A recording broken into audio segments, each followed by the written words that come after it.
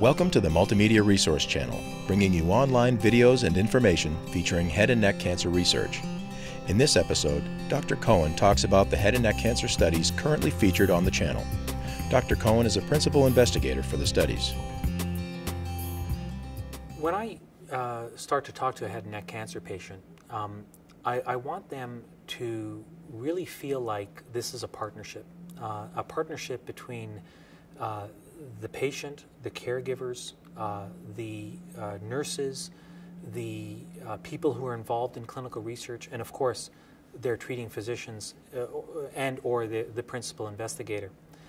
And part of that partnership is not only relaying information to the patient and their caregivers, but also encouraging them to seek information and giving them the resources, if they don't have it, to find that information.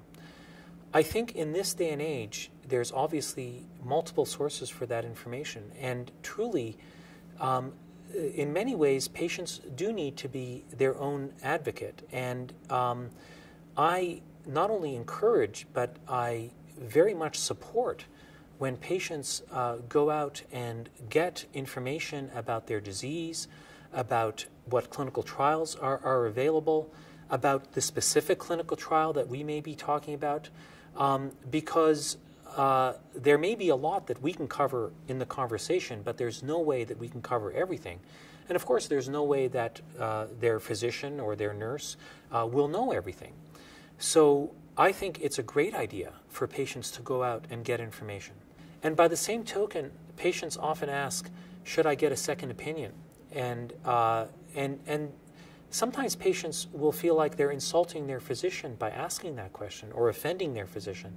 And they really shouldn't feel like that at all.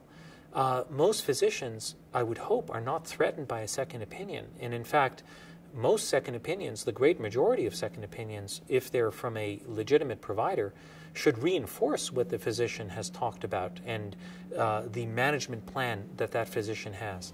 And so I actually actively encourage patients to go out and get a second opinion. Thanks for visiting the Multimedia Resource Channel and for supporting head and neck cancer research. Don't forget to follow HNC Research on Twitter and like HNC Research on Facebook. Or to see if you may be eligible to participate in a featured head and neck cancer study, visit hncstudies.com. Check back soon for more information, tips, and videos for people with throat, mouth, and nose cancer.